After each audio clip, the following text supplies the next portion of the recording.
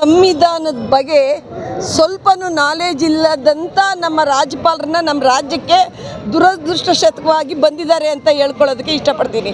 ಸಂವಿಧಾನದ ಬಗ್ಗೆ ಏನು ಗೊತ್ತಿದೆ ಅವ್ರಿಗೆ? ಅದು ಹೇಗೆ ಅವರು 17A ಆರ್ಟಿಕಲ್ಗೆ ಹಾಕ್ತಾರೆ? ಯಾವುದು ಸಿದ್ದರಾಮಯ್ಯನ ಹೆಸರಲ್ಲಿ ಏನಾದರೂ ಇದೆಯಾ? ಒಂದು ಸ್ವಲ್ಪನಾದರೂ ಏನೂ ಇಲ್ಲ. ತನಿಖೆನೇ ನಡೆಸೋದಕ್ಕೆ ಕೊಡಲಿಲ್ಲ. ತನಿಖೆನೇ ಕೊಡ್ದಿರ ಇದ್ದಂಥ ಕೊಟ್ಟಿದ್ದಾರೆ ಅಂದರೆ ಅವ್ರಿಗೆ ನಮ್ಮ ಒಂದು ಸಂವಿಧಾನದ ಬಗ್ಗೆ ಏನು ಗೊತ್ತಿದೆ? ನಮ್ಮ ರಾಜ್ಯಕ್ಕೆ ದುರದೃಷ್ಟ ಅಂತಲೇ ಹೇಳ್ಬೋದು ಇವತ್ತು ನಾನು.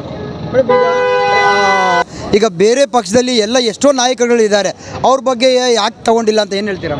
ಅವರು ಕಾನೂನುಬದ್ಧವಾಗಿ ಸಂವಿಧಾನದ ಬಗ್ಗೆ ಏನಾದರೂ ಅರಿವಿದ್ದಿದ್ರೆ ಇವತ್ತು ಕುಮಾರಸ್ವಾಮಿ ಅವ್ರದ್ದು ಹಗರಣ ಎಷ್ಟಿದೆ, ಯಡಿಯೂರಪ್ಪನವ್ರದ್ದಿದೆ, ಆಮೇಲೆ ಶಶಿಕಲಾ ಜೊಲ್ಲೆ ಅವ್ರದ್ದಿದೆ, ಗಣಿ ಜನಾರ್ದನ್ ಅವ್ರದ್ದಿದೆ. ಅದ್ರ ಬಗ್ಗೆ ಎಲ್ಲ ಯಾತಕ್ಕೆ ಇವ್ರು ಪ್ರಾಸಿಕ್ಯೂಷನ್ಗೆ ಆದೇಶ ಕೊಡಲಿಲ್ಲ ಇದುವರೆಗೂ? ಅದನ್ನೇ ಯಾತಕ್ಕೆ ಹಿಡಿದಿಟ್ಕೊಂಡಿದ್ದಾರೆ?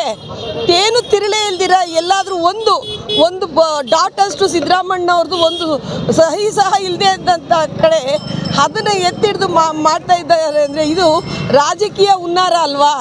ಇದು ಎಲ್ಲ ಪ್ರತಿಯೊಂದು ತೊಟ್ಲಲ್ಲಿರೋ ಮಕ್ಕಳಿಗೂ ಸಹ ಅರಿವಾಗ್ತಿದೆ. ರಾಜ್ಯಪಾಲರ ನಡೆ ಬಂದು ತುಂಬಾ ವಿಚಿತ್ರವಾಗಿದೆ ಅನಿಸುತ್ತೆ. ಯಾಕೆಂದರೆ ನಮ್ಮ ರಾಜ್ಯಕ್ಕೆ ಬಂದಂಥ ರಾಜ್ಯಪಾಲರು ರಾಜ್ಯದ ಜನತೆಯ ನಿದ್ದೆ ನೆಮ್ಮದಿಯನ್ನು ಹಾಳು ಮಾಡ್ತಿದ್ದಾರೆ.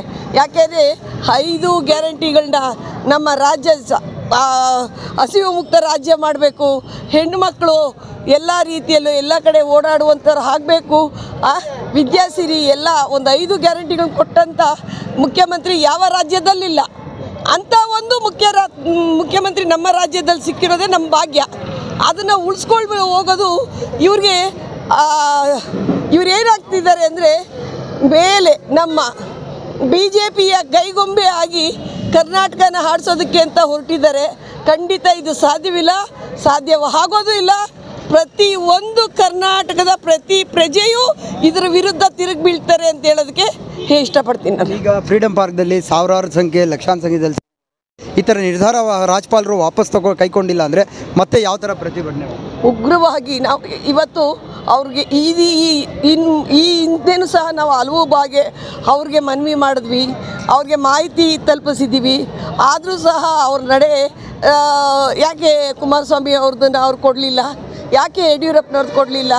ಇದು ಈ ಮುಂದಿನ ದಿನಗಳಲ್ಲಿ ಇವತ್ತು ನಡೆದಂಥದ್ದು ಜಸ್ಟ್ ಒಂದು ಸಂಕೇತವಾಗಿ ಮಾಡಿದ್ದೀವಿ. ಮುಂದಿನ ದಿನಗಳಲ್ಲಿ ಇಡೀ ರಾಜ್ಯನೇ ಹೋರಾಟ ಮಾಡುತ್ತೆ. ಪ್ರತಿಯೊಂದು ಊರಲ್ಲೂ ಪ್ರತಿಯೊಂದು ತಾಲೂಕು ಹೆಜ್ಜೆಯಲ್ಲೂ ಈ ಹೋರಾಟನ ಅವರೇ ಕಾರಣಕರ್ತರಾಗ್ತಾರೆ. ರಾಜ್ಯಪಾಲರೇ ಕರ್ನಾಟಕ ರಾಜ್ಯದ ಪ್ರತಿಯೊಂದು ಮನೆಯ ಶಾಂತಿಯನ್ನು ಕೆಡಿಸಿದವ್ರು ಆಗ್ತಾರೆ ಅಂತ ಹೇಳ್ತೀನಿ ನಾನು. ನನ್ನ ಹೆಸರು ಪ್ರಭಾವತಿ, ಕರ್ನಾಟಕ ಪ್ರದೇಶ ಕುರುಬರ ಸಂಘದ ರಾಜ್ಯ ಮಹಿಳಾ ಅಧ್ಯಕ್ಷರು ಹಾಗೂ KPCCಯ ಮಹಿಳಾ ಉಪಾಧ್ಯಕ್ಷರು.